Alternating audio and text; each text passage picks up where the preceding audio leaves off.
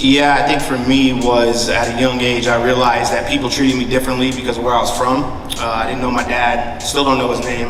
I came from a drug-filled, abusive home. I remember coming home, we didn't have lights, we didn't have electricity, we didn't have water, we didn't have food, we went to bed hungry.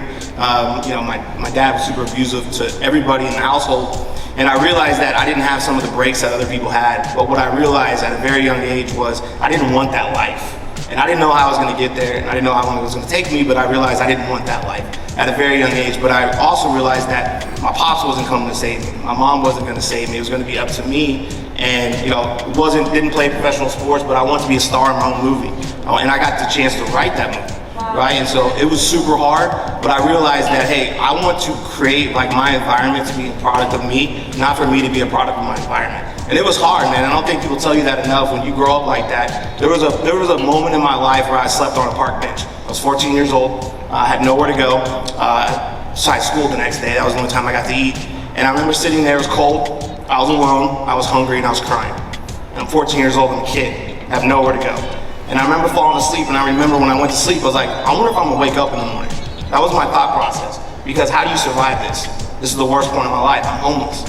I woke up the next day. And something changed me that day. I was grateful that I was able to wake up again.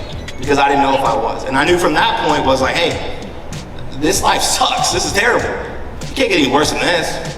Why don't I just go try to do things? And I failed my way to success over and over and over again. It took me 5 years to graduate high school. People laughed at me. I didn't go to college, people laughed at me. I got fired from multiple jobs, people laughed at me. But it was my goals and dreams, and I think the one thing that helped me through the entire process was I knew exactly what I wanted later in life. And I never gave up on that. So when something happened, when adversity struck, it couldn't waver me off my path because I knew where I wanted to go. But I knew specifically where I wanted to be, so when something happened, I was like, that's okay, we'll get through this, let's weather this storm, now what? I still gotta be on this path and this journey to where I wanna be. And so your mindset is everything. Don't let people put their shortcomings on you. Don't let them put their insecurities on you. Don't let them tell you what your life can be. It's your life, you live it. It's your book, you write it. What's that?